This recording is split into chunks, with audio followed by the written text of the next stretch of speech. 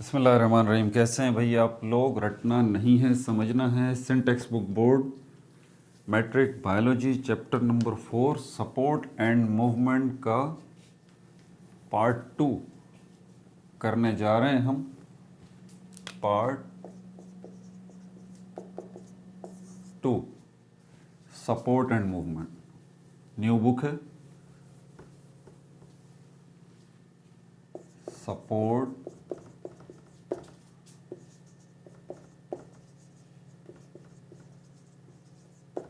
And movement. कौन से topics इसमें कवर करने जा रहे हैं हम? तगड़ी वीडियो है, लेंथ देख ली होगी आप लोगों ने, ठीक है। स्केलेटन एंड इट्स टाइप्स,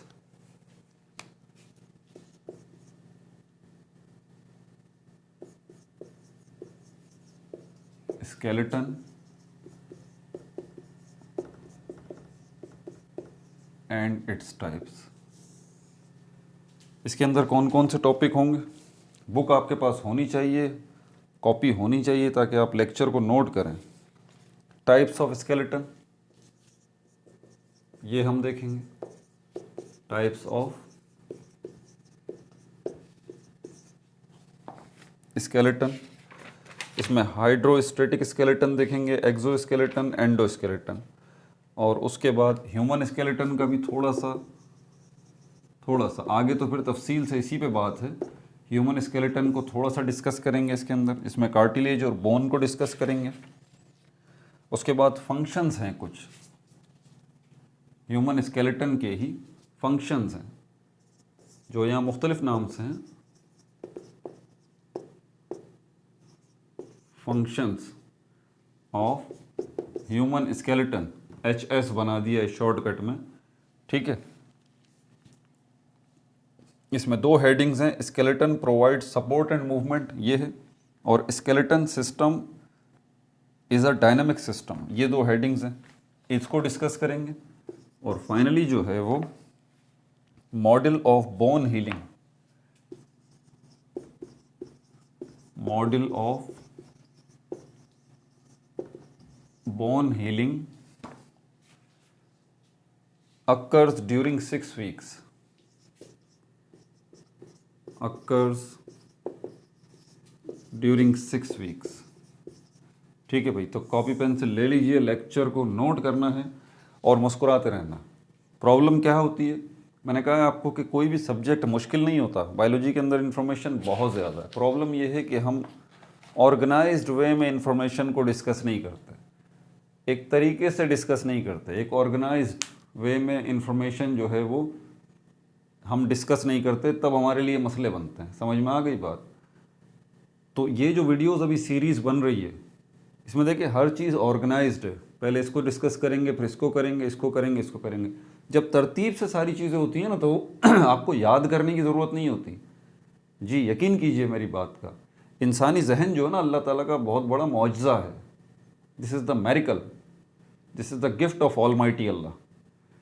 तो सिर्फ आपको इसके साथ करना क्या है, जो मालूमात है उसको एक ऑर्गेनाइज्ड वे में लेके आइए, एक तरतीब से लेके आइए। बेतरतीब मालूमात अपने दिमाग में भरते रहेंगे, वो गुम हो जाएगी। दिमाग एक समंदर है भाई, पता ही नहीं चलेगा आपको रिकॉल करने। लेकिन अगर आप एक ऑर्गेनाइज्ड वे में सारी चीज़ें लेके चलेंगे, देखें आपको याद भी रहेगा, याद भी आसानी से हो जाएगा, और आप रिकॉल भी आसानी से कर लेंगे। कहीं बैठे हुए होंगे, बोलते रहेंगे, एक के बाद दूसरा टॉपिक जो है वो कनेक्ट होता रहेगा। बहरहाल ये तो लंबी डिटेल है, इस पर बात करते रहेंगे। तो आप लेक्चर को मेरे साथ जैसे जैसे मैं लिख रहा हूँ इस तरह से जो है वो आप नोट करते रहिए। देखिए मैंने भी नोट्स बनाए हुए हैं ना। तो सबसे पहले स्केलेटन एंड इट्स टाइप्स के अंदर टाइप्स ऑफ स्केलेटन, इसको डिस्कस कर लेते हैं। टाइप्स ऑफ स्केलेटन,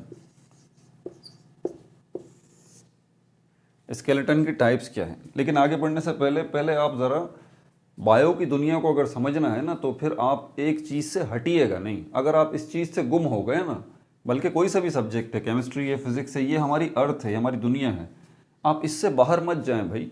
आपको चांद, सूरज, सितारों, सैयारों पे जाने की ज़रूरत नहीं है, आप इस अर्थ पे रहें, सारी चीज़ें क्लियर हो जाएंगी आपको। हमारी जो अर्थ है, मैं बार बार बताता हूँ आपको, दो किस्मों की चीज़ें हैं। कई दफ़ा आपने नोट किया होगा, या तो लिविंग थिंग्स हैं या नॉन लिविंग थिंग्स हैं।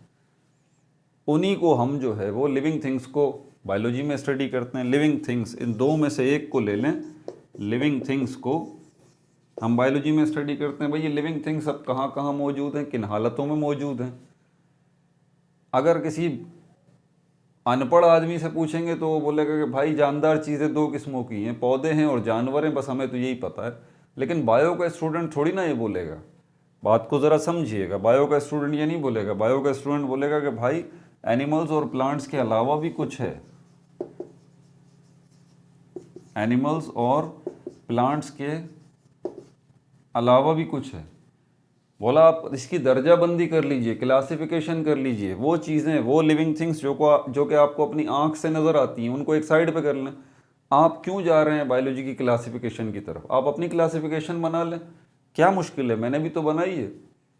दो क्लासेस में डिवाइड कर लें, वो लिविंग थिंग्स जो कि आपको अपनी आंख से नज़र आते हैं, एनिमल्स और प्लांट्स। नज़र आते हैं आपको अपनी आंख से? हाँ नज़र आते हैं भाई। और तीसरी क्या चीज़ है जो लिविंग थिंग है और हमें अपनी आंख से भी नज़र आती है? फंजाई। और चौथी चीज़ है एल्जी। ये चार वो चीज़ें हैं जो कि आपको अपनी आंख से नज़र आती हैं। आप एनिमल्स को भी देख सकते हैं, प्लांट्स को भी, फंजाई को भी, एल्जी को भी। अब ये कहाँ कहाँ मौजूद है? मैंने कहा इस अर्थ से बाहर मत जाइए आप, ठीक है। और इनविजिबल वर्ल्ड के अंदर ये तो नज़र से नज़र आते हैं, ये विजिबल हैं। इनविजिबल लिविंग थिंग्स कौन कौन से हैं जो कि आपको अपनी आंख से नज़र नहीं आते? वो माइक्रोस्कोप की मदद से आपको देखने पड़ते हैं। उसमें बैक्टीरिया आ जाता है, वायरसेस आ जाते हैं, और जो है वो ब्लू ग्रीन एल्जी आ जाती है, या साइनोबैक्टीरिया जिसको कहते हैं, वो आ जाता है। समझ में आ रही है बात? और इसके अलावा प्रोटोजोआ है, वो आ जाता है। इसके अलावा फंजाई जो है वो माइक्रोस्कोपिक भी है, एल्जी जो है वो माइक्रोस्कोपिक भी है। समझ में आ गई बात? तो ये माइक्रोस्कोपिक वर्ल्ड अलग है, इसको तो आप छोड़ दीजिए, इसको हम डिस्कस नहीं कर रहे ना। ये तो आसान सी क्लासिफिकेशन हो गई ना। समझ आ गई बात? तो ये चार क्लासेस में आप डिवाइड कर लीजिए। वो जो किंगडम बनते हैं ना, वो किंगडम भी आपको समझने में बड़ी आसानी हो जाएगी। बड़ी आसानी से आप किंगडम्स को भी समझ लेंगे, रट्टे लगाने की ज़रूरत नहीं है। बस अपने आप से पूछें भाई कौन सी चीज़ें आपको नज़र आती हैं अपनी आँख से। बायोलॉजी की ज़बान में इंसान भी एक एनिमल है, तो वो भी एनिमल्स में ही आ गया। खैर हम तो इस चीज़ को नहीं मानते, इंसान एक एनिमल नहीं है। बहरहाल अब ये है कहाँ कहाँ पर? आप अपनी अर्थ को देख लें। चार एरियाज़ हैं आपकी अर्थ पे, ज़मीन के ऊपर, ज़मीन के नीचे, पानी में और हवा में। बस ये चार ही तो जगह हैं। तो ये चारों के चारों जो आपको अपनी आँख से नज़र आते हैं, ये ज़मीन के ऊपर भी हैं मट्टी में, ज़मीन के नीचे भी हैं, मट्टी के नीचे भी हैं, पानी के अंदर यानी कि झीलों में, दरियाओं में, समंदरों में, वहाँ पर भी हैं, और इसके अलावा हवा में भी मौजूद है। ठीक है, तो ये चार ही एरियाज़ हैं, चार एरियाज़ में ही डिवाइड हो गए। बात समझ आ गई? अब टाइप्स ऑफ स्केलेटन की तरफ जब हम जाएंगे ना, तो हमारे जहन में स्केलेटन क्या है इसको तो हम देख लेंगे अभी। लेकिन क्या स्केलेटन जो है वो एनिमल में मौजूद है? बिल्कुल मौजूद है। क्या प्लांट्स में मौजूद है? बिल्कुल मौजूद है भाई। क्या फंजाई में मौजूद है? बिल्कुल मौजूद है। क्या एल्जी में मौजूद है? बिल्कुल मौजूद है। हर लिविंग थिंग के अंदर ये मौजूद है। शक्लें अलग अलग हैं, शक्लें अलग अलग हैं। इंसानों की बात करें तो सबसे पहले केस स्टडी के तौर पे हम इंसानों को लेते हैं, तो क्या है? जिसको ढांचा कहा जाता है, जो हड्डियों से मिलके बनता है, बोन्स जिनको कहते हैं। समझ में आ गई बात? ये बोन्स जो हैं पूरी की पूरी, हाथों में हड्डियाँ मौजूद हैं, सर में हड्डी, ये खोपड़ी जो कहलाती है, स्कल, ये पूरी हड्डी है। ये जो आपका चेस्ट है, रिब केज जिसको कहते हैं, ये सारी पसलियाँ जो हैं, रिब्स, ये क्या हैं? ये हड्डियाँ हैं। आपकी टांगों की हड्डियाँ हैं, बोन्स हैं। इसके अलावा आपकी बॉडी के अंदर एक और किस्म का जो है वो स्केलेटन है, बोन्स के अलावा। बोन्स भी स्केलेटन बनाता है, एक और किस्म का स्केलेटन है जिसको उर्दू में कुरकुरी हड्डी कहा जाता है, और बायोलॉजी की ज़बान में उसको कार्टिलेज कहते हैं। ये कौन सी है? अपनी नाक पे हाथ लगाइए, आपको यहाँ फील हो जाएगी। ये कान पे हाथ लगाए, देखिए ये सॉफ्ट सी है, हाँ ये। तो इस किस्म की हड्डियाँ जगह जगह आपकी पूरी बॉडी में मौजूद हैं, जॉइंट्स के साथ मौजूद हैं। आपकी बैकबोन में जो हड्डियाँ हैं, वर्टिब्री जिसको कहा जाता है, 33 जिनकी तादाद है, वहाँ ये मौजूद हैं। ठीक है, तो ये दूसरा किस्म का स्केलेटन है। एक स्केलेटन वो जो बोन्स से मिलके बना है, दूसरा स्केलेटन वो जो कि कार्टिलेज से मिलके बना है। ये दोनों मौजूद हैं। समझ में आ रही है बात? तो ये आपकी बॉडी में मौजूद है। अब प्लांट्स में भी क्या स्केलेटन ऐसा मौजूद है? स्केलेटन तो उसको नहीं कहेंगे, लेकिन स्केलेटन जैसा कहेंगे। क्या प्लांट्स की बॉडी में भी हड्डियां हैं? नहीं भाई, बोन्स तो नहीं है, पता है हमें ये बात। फिर क्या है? इस क्या है को समझने के लिए पहले आप इस चीज़ को समझिए कि स्केलेटन होता क्या है। स्केलेटन होता क्या है? स्केलेटन एक फ्रेमवर्क है। फ्रेमवर्क समझते हैं? फ्रेमवर्क। अगर आपकी आई साइड वीक है, जैसे कि मेरी भी है, ये चश्मा नज़र आ रहा है आपको, स्पेक्टिकल्स, ये जो सामने लगा हुआ है ये शीशा है, ग्लास जिसको कहते हैं। ये जो प्लास्टिक का बना हुआ है इसको क्या कहते हैं? फ्रेम कहते हैं ना। आप जाइए भाई, बड़ा अच्छा सा फ्रेम दे दीजिए। आपके चश्मे का फ्रेम तो बड़ा ज़बरदस्त है। आपको देखना किससे है भाई? आपको फ्रेम से देखना है या आपको इस शीशे से देखना है? आपको शीशे से देखना है ना, फ्रेम से थोड़ी ना देखना। बात समझ रहे हैं? फ्रेम से थोड़ी ना देखना। फ्रेम का क्या करना है? फ्रेम तक तो बात ठीक है, आगे क्या है? वर्क। फ्रेम वर्क, तो फ्रेम हो गई जगह, वर्क काम को कहते हैं। मतलब एक ऐसी जगह जहां पर कोई चीज़ काम कर सके अपना। समझ में आ गई बात? अब इंसानों के काम अगर लें हम, मेरा अपना काम लूँ तो मेरे कामों में तो बहुत सारे काम है, लेकिन मेरे कामों में जो चलना फिरना है, उठना बैठना है, हरकत करना है, उछलना कूदना है, एक्सरसाइज करना है, ये सारे मेरे काम है ना। कौन कर रहा है ये काम? मेरी बॉडी कर रही है। मेरी बॉडी के अंदर कौन कर रहे हैं? मसल्स कर रहे हैं। ये मसल्स कर रहे हैं, ये रे, हाथों में भी मसल्स हैं, पैरों में भी मसल्स हैं, जिसको गोश्त कहते हैं आसान लफ्ज़ों में से। लेकिन सिर्फ गोश्त नहीं, हड्डियों को छोड़ के और खून को छोड़ के जो नरम नरम चीज़ें हैं ना आपके जिस्म में, वो सब मसल्स कहलाती हैं। जैसे कि हार्ट है, आपका दिल है, वो भी मसल्स से मिलके बना हुआ है। स्टमक है, वो भी मसल्स से मिलके बना हुआ है। 3 चीज़ों में डिवाइड कर दीजिए। क्या? खून है आपकी बॉडी में, ब्लड मौजूद है, हड्डियाँ मौजूद हैं और बोन्स मौजूद हैं, और क्या है तीसरी चीज़? ये मसल्स हैं। आपका हार्ट मसल से बना हुआ है, स्टमक मसल से बना हुआ है, आपके जो लंग्स हैं वो मसल से बने हुए हैं, इंटेस्टाइन्स हैं वो मसल से बने हुए हैं, आपके जो ग्लैंड्स हैं वो मसल से बने हुए हैं। ठीक है, तो ये सारे के सारे मसल्स हैं। तो हरकत जो होती है किसी भी किस्म की, वो मसल्स की मदद से होती है। आपका हार्ट जो हरकत कर रहा है वो मसल्स की मदद से कर रहा है। मस्क्यूलर ऑर्गन है आपका हार्ट, तो वो हरकत कर ही नहीं सकता, वो काम कर ही नहीं सकता अगर मसल्स ना हो। बात को ज़रा समझिएगा। तो मैं जो हरकत कर रहा हूँ अपने मसल्स की मदद से कर रहा हूँ। हरकत करना काम है, यही कहा ना मैंने, हरकत करना काम है, वर्क। फ्रेम कहाँ है भाई? कोई फ्रेम भी तो होगा। अब काम की जब बात आ गई, जैसे चश्मे का फ्रेम अगर ना होता तो ये शीशा ग्लासेस जो है वो क्या लग पाते? नहीं लग पाते। इसका मतलब फ्रेम चाहिए जिसमें ये लगेगा। काम शीशे का है, बात को ज़रा समझिएगा, काम शीशे का है जो लगे हुए हैं। लेकिन शीशे की ये जो शीशा लगा हुआ है, ये काम कब करेगा? जब इसको काम की जगह मिलेगी। और ये फ्रेम वो जगह है जहाँ पर लग के ये शीशा अपना काम कर रहा है। बड़ी अच्छी एग्जाम्पल है। ये फ्रेम अगर ना होता तो फिर वर्क ना होता। समझ आ गई बात? तो हम स्केलेटन की बात करते हैं, ये फ्रेम वर्क है। फ्रेम वर्क है। आपकी बॉडी जो वर्क करती है, काम करती है, उसके लिए जगह चाहिए जहाँ पर बॉडी काम कर सके। और आपकी बॉडी किससे काम कर रही है? मसल्स से। तो मसल्स के लिए, मसल्स जो है वो काम करने वाले हैं। सही बात है। तो इसका फ्रेम कहाँ है? मसल्स काम करेंगे तो आपकी बॉडी हरकत करेगी ना। तो मसल्स को रखने के लिए कोई स्पेस तो चाहिए जहाँ पर मसल्स अपना काम कर सकें। मसल्स काम करेंगे तो आप काम करेंगे। तो मसल्स को रखने के लिए जगह भी तो चाहिए, कोई चीज़ें भी तो चाहिए जिनके ऊपर ये मसल्स आ सकें, ये गोश्त आ सके। उसको स्केलेटन कहा जाता है, उसको स्केलेटन कहा जाता है। समझ में आ गई बात? वीडियो को थोड़ा सा बैक करके ज़रा दोबारा मेरी बात सुने।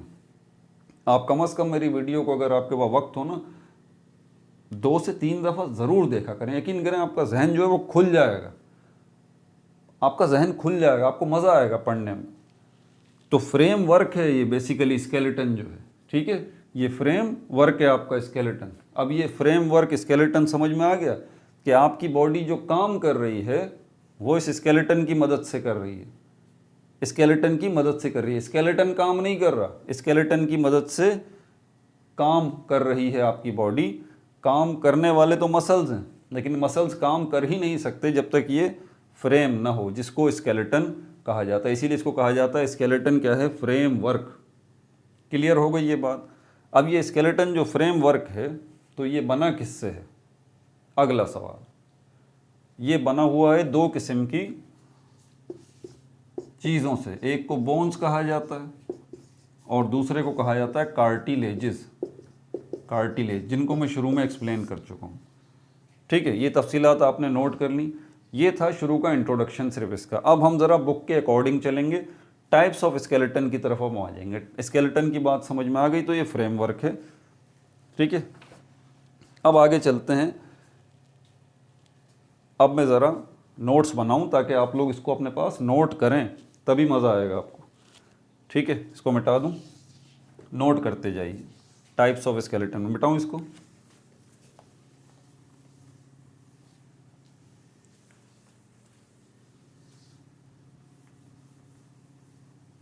टाइप्स ऑफ स्केलेटन में पहली हेडिंग, स्केलेटन क्या है भाई, नोट कर लीजिए।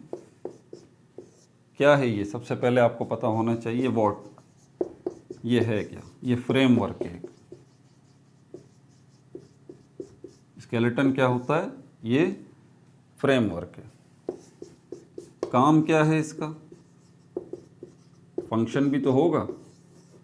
ठीक है, इस फ्रेमवर्क का सपोर्ट एंड शेप, दो काम है इसके, एक सपोर्ट, दूसरा शेप। सपोर्ट का मतलब होता है सहारा,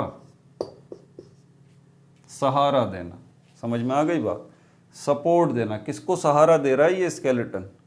आपकी पूरी बॉडी को। आपकी बॉडी है क्या आखिर, क्या है आपकी बॉडी? ज़रा एक लम्हे के लिए सोचिए तो सही।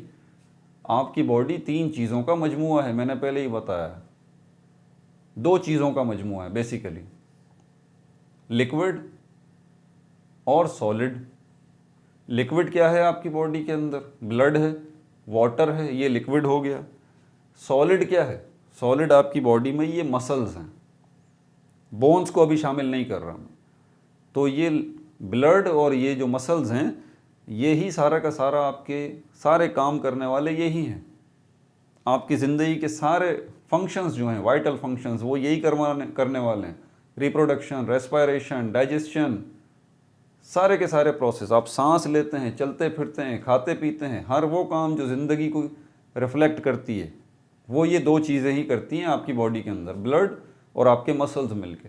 समझ में आ गई बात? इन दोनों चीज़ों को सहारा चाहिए, सपोर्ट चाहिए, वो कौन देता है? वो स्केलेटन देता है। स्केलेटन अगर ना होता तो ये मसल्स आते किस जगह पर, कहाँ रखा जाता है इन मसल्स को, कहाँ इनको फिक्स किया जाता? अगर स्केलेटन ना होता, हड्डियाँ नहीं होती, कार्टिलेज नहीं होता। दूसरी बात, ये आपकी बॉडी को शेप भी दे रहा है। मेरी बॉडी जो ऐसी है और इंसानों की बॉडी जो ऐसी इस किस्म की बनी हुई है, उसकी वजह यह है कि स्केलेटन इस किस्म का है। समझ आ गई बात? स्केलेटन इस किस्म का है, इसीलिए स्केलेटन जैसा है वैसी मेरी बॉडी की शेप है। ठीक है भाई, अब आगे चलते हैं, शेप की भी बात आ गई। अच्छा, जनरल फंक्शंस देख लेते हैं अब स्केलेटन के। ये तो पता चल गया स्केलेटन के फंक्शंस, वैसे तो मैंने लिख दिए हैं, अलग से भी मैंने इसकी हेडिंग बनाई हुई है। Shape to organs, shape to organs, अब थोड़ा और डिटेल में देख लें। ये आपका हाथ है, ये भी एक ऑर्गन है। इसकी जो शक्ल ऐसी है, इसकी शक्ल जो है वो गोल क्यों नहीं है, इसकी शक्ल स्क्वायर में क्यों नहीं है, इसकी शक्ल ऐसी लंबी क्यों है हाथ की, इस ऑर्गन की? उसकी वजह इसका स्केलेटन है। ठीक है भाई। अच्छा, दूसरी चीज़ क्या है? सपोर्ट टू ऑर्गन्स, इसके अलावा शेप देना और ऑर्गन्स को सपोर्ट देना। सपोर्ट टू ऑर्गन्स, नोट्स में डालते रहिए ये बात। ठीक है भाई। तीसरा इसका बड़ा अहम फंक्शन है इसका, स्केलेटन का, प्रोटेक्शन, हिफाजत करना भी है भाई। प्रोटेक्शन, प्रोटेक्शन, हिफाजत करना, किसको? To soft vital organs, soft vital organs.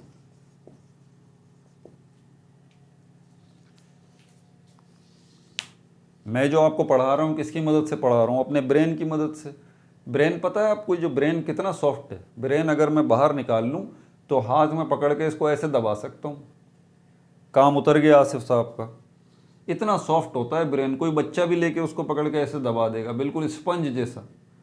ठीक है, जैसे ये कपड़ा है यूं दबा दिया, बस इतना गेम है इस ब्रेन का, जिसके पीछे इंसान साहब जो है ना वो इतने हंगामे करते रहते हैं, इतना इसका काम है। अब इसकी लेकिन ये क्या है, ये इतना सा जो सॉफ्ट सा ऑर्गन है आपकी बॉडी के अंदर, ब्रेन, ये आपकी पूरी बॉडी का कंट्रोलर है, कोऑर्डिनेटर है। इसके ऊपर हम पिछले चैप्टर के अंदर, पिछले से पिछले चैप्टर में डिस्कस कर चुके हैं, कितना बड़ा काम है इसका। अब इसकी हिफाजत सबसे ज़्यादा ज़रूरी है। ये देखें, ये आपकी जो स्कल, जिसको खोपड़ी कहा जाता है, ये क्या है? ये बोन है भाई, ये हड्डी है। बोन्स यहाँ पर क्या काम कर रही हैं? ये प्रोटेक्शन का काम कर रही हैं। आपकी खोपड़ी क्या काम कर रही है? प्रोटेक्शन का काम कर रही है। किसकी प्रोटेक्शन हो रही है? आपकी ब्रेन की। और वाइटल ऑर्गन है। वाइटल का मतलब होता है जिंदगी से भरपूर, लाइफ जिसमें एग्जिस्ट करती हो, इसको वाइटल कहते हैं। मतलब जिंदगी के लिए, जैसे ऑक्सीजन क्या है? वाइटल है। अगर ऑक्सीजन नहीं होगी तो आप जिंदा रह सकते हैं? नहीं। इसी तरह ये ऑर्गन क्या है आपका? वाइटल है। अगर ब्रेन को कुछ हो गया तो आप जिंदा रह ही नहीं सकते। आपका ये हाथ है, ये इंपॉर्टेंट ज़रूर है, लेकिन अगर ये हाथ, अल्लाह ना करे, अगर ये शहीद हो जाता है तो दूसरा हाथ तो है, चलो आप जिंदा तो रहेंगे, ठीक है, मरेंगे तो नहीं ना। लेकिन ये ब्रेन, ये वाइटल है। आपका हैंड जो है ये वाइटल नहीं है। इसी तरह हार्ट है, दिल है, ये वाइटल है। समझ में आ गई बात? इसकी प्रोटेक्शन के लिए सारा का सारा लंग्स हैं, ये वाइटल हैं। तो इनकी प्रोटेक्शन के लिए पूरा ये रिब केज कहलाता है, पसलियों का पंजर इसको उर्दू में कहा जाता है। तो ये पूरा यहाँ पर जो है वो रिब्स मौजूद हैं, ये प्रोटेक्शन कर रही हैं अंदर मौजूद हार्ट को और आपके लंग्स को। समझ आ गई बात? तो ये 3 फंक्शन हैं इसके। आगे चलते हैं।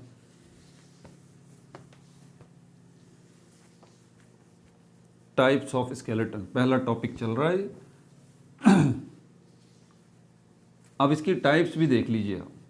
फंक्शंस दूसरा टॉपिक हो गया, तीसरा टॉपिक इसकी टाइप्स देख लीजिए। हाइड्रोस्टैटिक स्केलेटन है, हाइड्रोस्टैटिक स्केलेटन। दूसरा जो है हमारे पास एक्सोस्केलेटन। और तीसरा जो है, इसको 1 बाय 1 हम डिस्कस करेंगे, एंडोस्केलेटन। एंडोस्केलेटन, ठीक है भाई। इसका मैं बता दूं, हाइड्रोस्टैटिक स्केलेटन, यहां से शुरू कर लेते हैं, चलें साथ ही।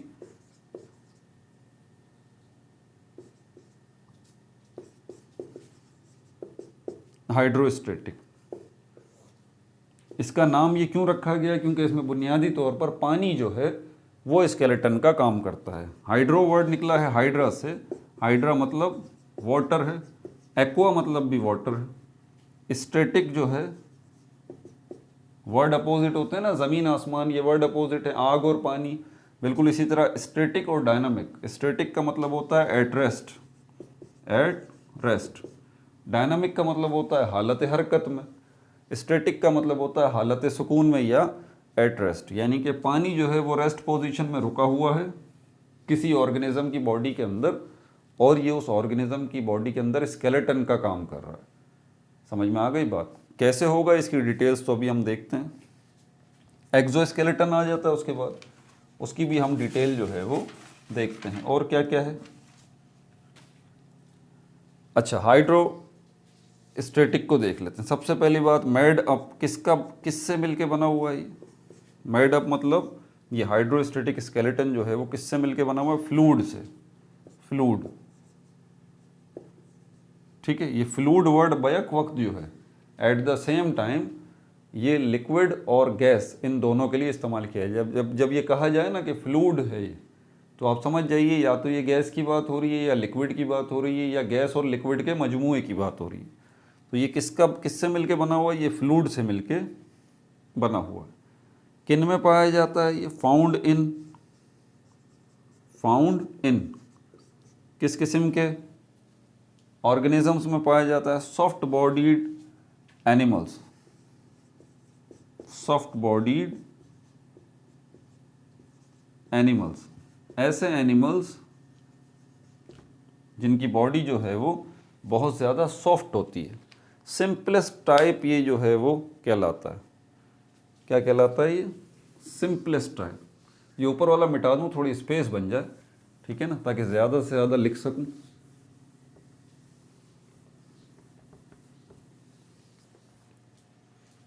हाइड्रोस्टेटिक किससे मिलके बना हुआ है? ये फ्लूइड से मिलके बना हुआ है। फाउंड इन किन में पाया जाता है? सॉफ्ट बॉडीड एनिमल्स में। एग्जाम्पल उन एनिमल्स की मैं आपको बता देता हूँ कौन कौन सी हैं। जेलीफिश है,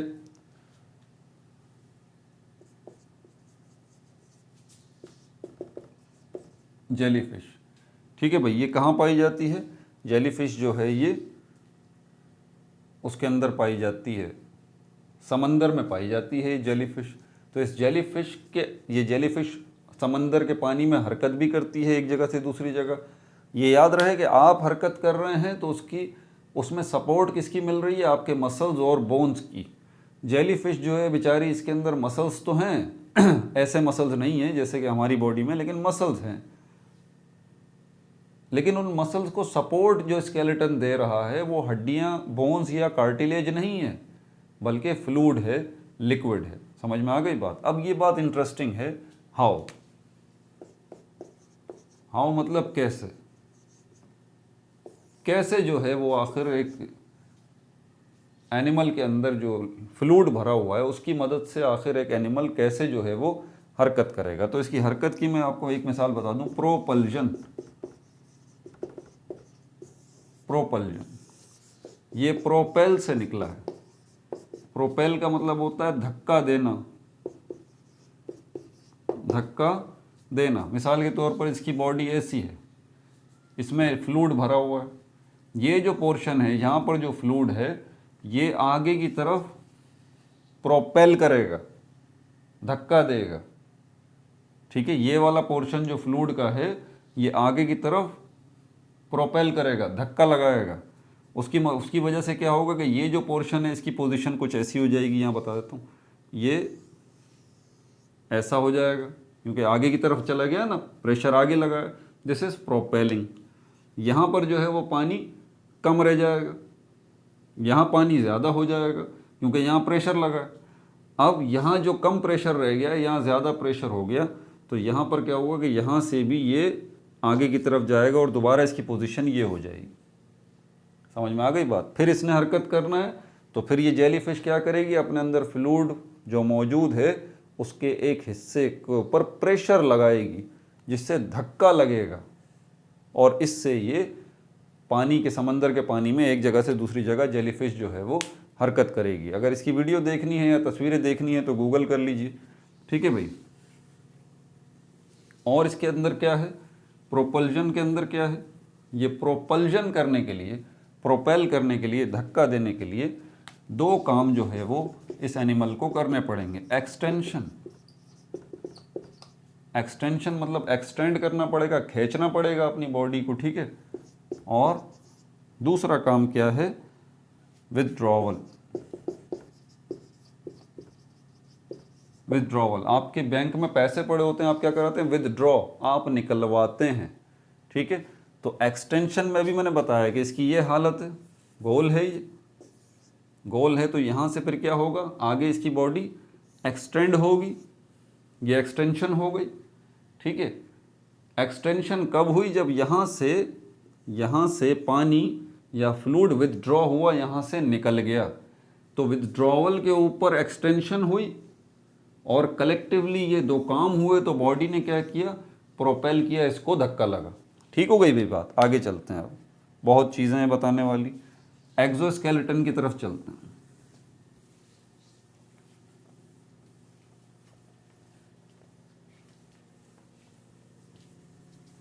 नामों पे गौर किया करें, बार बार बताता हूं।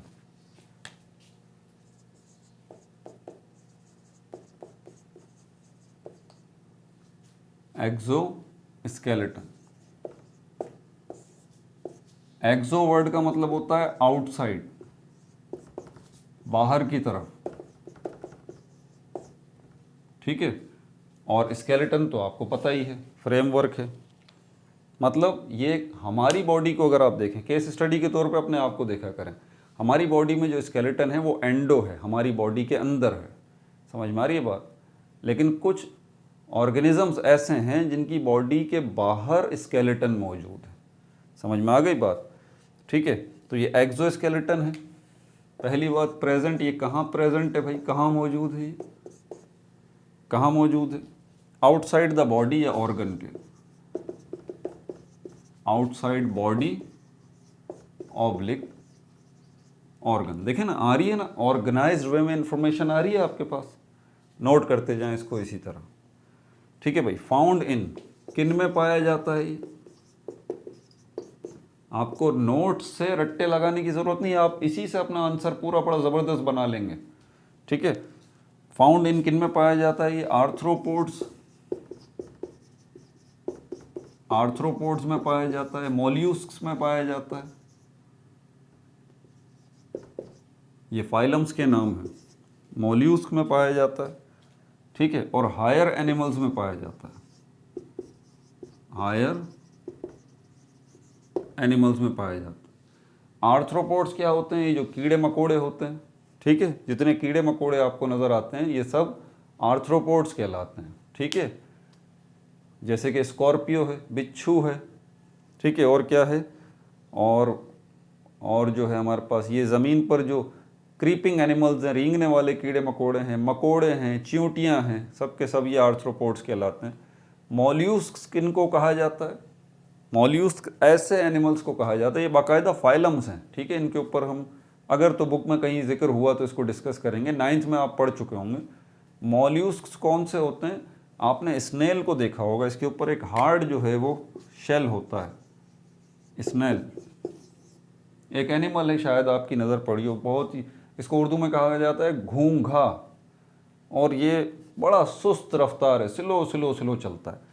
इसके ऊपर जो एक बड़ा सा जो है ना वो इसके टेंटिकल्स बने होते हैं, दो, बड़ा ही याद आ जाएगा, देखें इसकी शक्ल में बना दूं, दो एंटीना टाइप, ये याद आया? कार्टून्स वगैरह में भी देखा होगा, आया? ये जो इसका ये कवरिंग होती है ऊपर, एक शेल जो होता है, ये बड़ा सख्त होता है, इसको कहते हैं एक्सोस्केलेटन, जो बाहर पाया जाता है। ठीक है।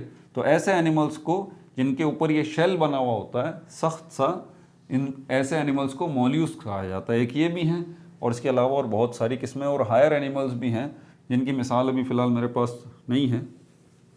ठीक है। ये बात हो गई।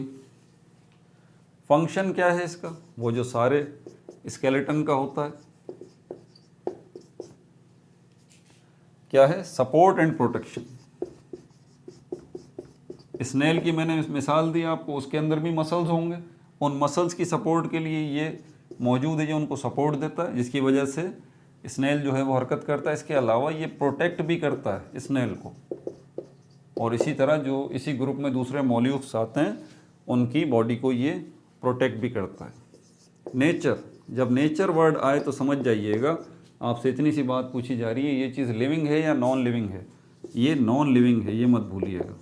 जब हम कहते हैं कि कोई चीज़ नॉन लिविंग है तो नॉट सेल्स, सेल्स से मिलके वो नहीं बनी, ये बात ज़हन नशीन कर लें। जब कहा जाए कि नेचर बताइए इस चीज़ की, मतलब ये बताइए कि भाईजान ये किससे मिलके बना हुआ है, ये लिविंग है या नॉन लिविंग है? ये नॉन लिविंग है। ये जो एक्सोस्केलेटन है, जो शेल है मॉल्यूस्क में या आर्थ्रोपोड्स में, ठीक है भाई,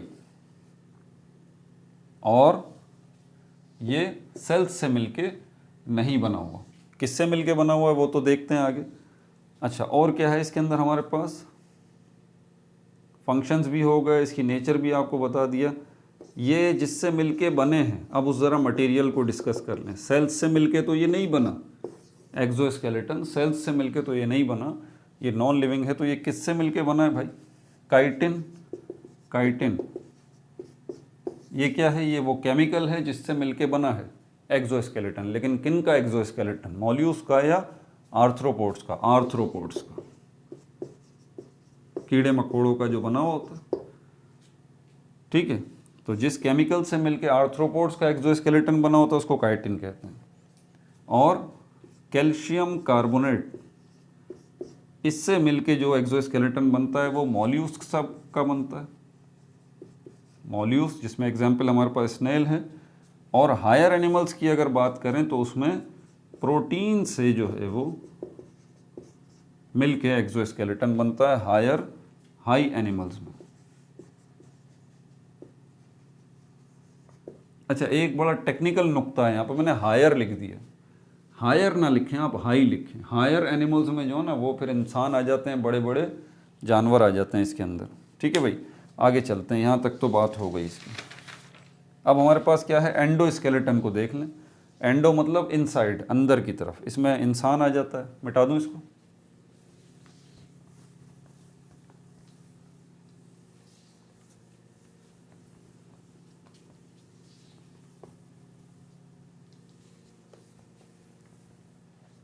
तीसरी टाइप जो स्केलेटन की है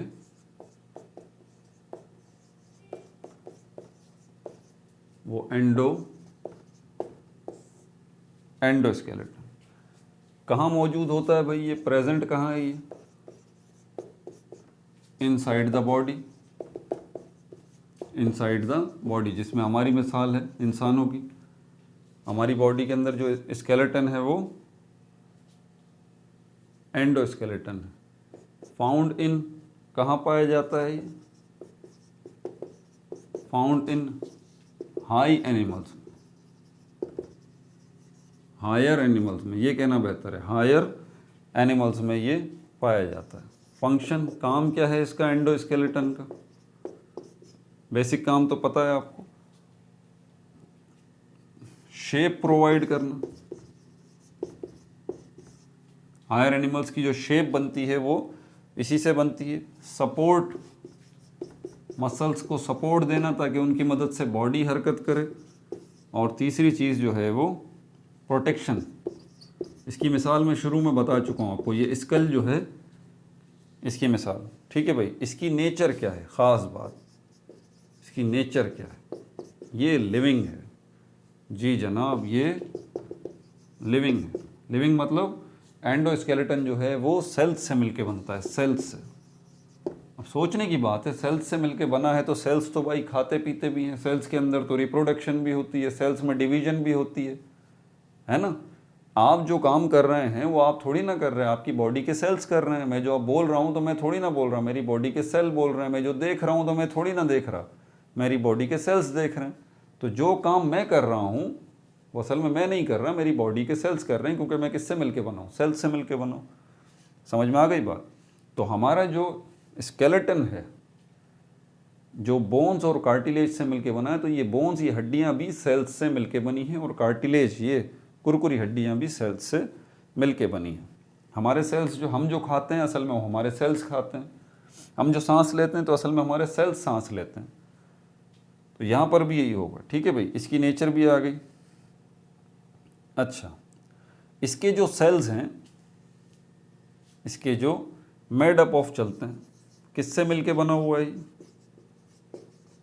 मेड अप, ये जो एंडोस्केलेटन है ये किससे मिलके बना हुआ है, सेल्स से मिलके बना हुआ है। दो किस्म के सेल्स, इनके नाम बता देता हूँ, कॉन्ड्रोसाइट्स, कॉन्ड्रोसाइट्स, एमसीक्यूज में एक क्वेश्चन पूछे जा सकते हैं, ऑस्टियोसाइट्स, ऑस्टियोसाइट्स। तो ये दो किस्म के सेल हैं जो कि एंडोस्केलेटन को मिलके बनाते हैं।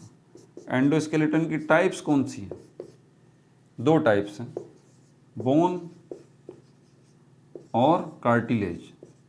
अब एक ज़रा फ़र्क रखिएगा, क्वेश्चन अगर आ जाए ना एग्ज़ाम में तो परेशान मत होइएगा जब ये टाइप्स पूछे आपसे। ठीक है, तो ज़रा आराम से क्वेश्चन को पढ़िएगा कि वो कौन सी टाइप्स का पूछ रहा है आपसे, क्योंकि बोन का मतलब एक हड्डी भी है जो कि ये फिंगर में मौजूद है, कार्टिलेज का मतलब एक कार्टिलेज भी है, और एट द सेम टाइम ये दोनों वर्ड जो है वो आपकी बॉडी के अंदर जो एंडोस्केलेटन है उसकी टाइप्स को भी रिप्रेजेंट कर रहा है। यानी कि दो किस्म के एंडोस्केलेटन मौजूद हैं, बोन्स वाला एंडोस्केलेटन और कार्टिलेज वाला एंडोस्केलेटन। क्योंकि कार्टिलेज है वो भी पूरी बॉडी में मौजूद हैं जगह जगह, ये कुरकुरी हड्डियाँ, और बोन्स भी जो हैं वो आपकी बॉडी में पूरी जगह मौजूद हैं, इसका ख्याल रखिएगा। ठीक है, अब ह्यूमन स्केलेटन की तरफ चलते हैं, मिटा दूँ इसको, इंसान के स्केलेटन की तरफ चलते हैं और इसमें हम कार्टिलेज और बोन्स को देखेंगे। सेकंड टॉपिक, मैंने कहा था ना कि इस वीडियो के अंदर हम 4 टॉपिक्स को डिस्कस करेंगे, ये सेकंड टॉपिक हमारा आ गया, ह्यूमन स्केलेटन। ठीक है भाई, सबसे पहले कौन सी टाइप है इसकी, एंडोस्केलेटन है। ठीक है भाई, एंडो स्केलेटन है ये, और किससे मिलके बना है ये, consist of bones and cartilage, इनसे मिलके बना है ये। ठीक है भाई, अच्छा अब ज़रा इसमें कार्टिलेज को पहले डिस्कस करेंगे, फिर बोन्स को डिस्कस करेंगे। मैंने अपने नोट्स में पहले कार्टिलेज को रखा, कार्टिलेज। ठीक है भाई, है क्या ये, सबसे पहले ये पता होना चाहिए है क्या ये, टाइप ऑफ स्केलेटन जो फ्लेक्सिबल है, type of skeleton which is flexible, जो कि फ्लेक्सिबल है। फ्लेक्सिबल मतलब जो स्ट्रेचेबल है, जो सॉफ्ट है। फ्लेक्सिबल मतलब जो सॉफ्ट है, जो नरम है। ये देख लीजिए आपकी कान की ये जो हड्डी नज़र आ रही है, किन सेल्स से मिलके बना है ये। दूसरी बात, 2 किस्म के सेल्स हमने देखे थे, कॉन्ड्रोसाइट जो है उनसे मिलके बना है। कॉन्ड्रोसाइट्स जो हैं वो सारी कार्टिलेज को बनाते हैं। तीसरी चीज़ जो बड़ी थोड़ी मुश्किल भी है और इंटरेस्टिंग भी है, लेआउट ऑफ सेल्स। ये जो कॉन्ड्रोसाइट सेल्स हैं, जब ये मिलते हैं तो कुरकुरी हड्डी या कार्टिलेज बनती है, जैसे कि आपके कान हैं। तो इस कार्टिलेज के अंदर सेल्स का लेआउट कैसा है, सेल्स जो हैं वो किस पोजीशन में मौजूद हैं, समझ में आ गई बात। तो सेल्स जो हैं वो इस तरह के सेल्स आपके जहन में फ़ौरन आ रहे होंगे कि भाई ये कार्टिलेज, ये हड्डी जो है, ये भी इस तरह सेल्स जो हैं वो आपस में मिले हुए होंगे। और आपने सही सोचा है, बिल्कुल इसी तरह होंगे। लेकिन ये जो सेल्स हैं कॉन्ड्रोसाइट्स, ये मिले हैं तो ये कार्टिलेज बनी है। ये ऐसे ही नहीं मिले, बल्कि हुआ ये है कि इसके अंदर, अब ध्यान से इस पिक्चर को देखिएगा, पहले एक मैट्रिक्स बना है। अब मैट्रिक्स बोलूँगा तो फ़ौरन वो मूवी आ जाएगी आपके जहन में, मैट्रिक्स। भाई वो मेरी भी बड़ी पसंदीदा मूवी है और मैं कई दफ़ा देख भी चुका हूँ उसको। उस मूवी के हवाले से, जिन्होंने वो मैट्रिक्स मूवी देखी होगी ना, उसके हवाले से ही आपको बताऊँगा। सेंट्रल आइडिया उस मैट्रिक्स का क्या था, मैट्रिक्स का मतलब है एनवायरनमेंट। एनवायरनमेंट बोलें तो माहौल, एक ऐसा एनवायरनमेंट, और इसको मैं ये भी नाम दे सकता हूँ दुनिया। दुनिया भी तो एक एनवायरनमेंट ही है ना भाई। तो एक ऐसा माहौल, एक ऐसा environment in which something grow,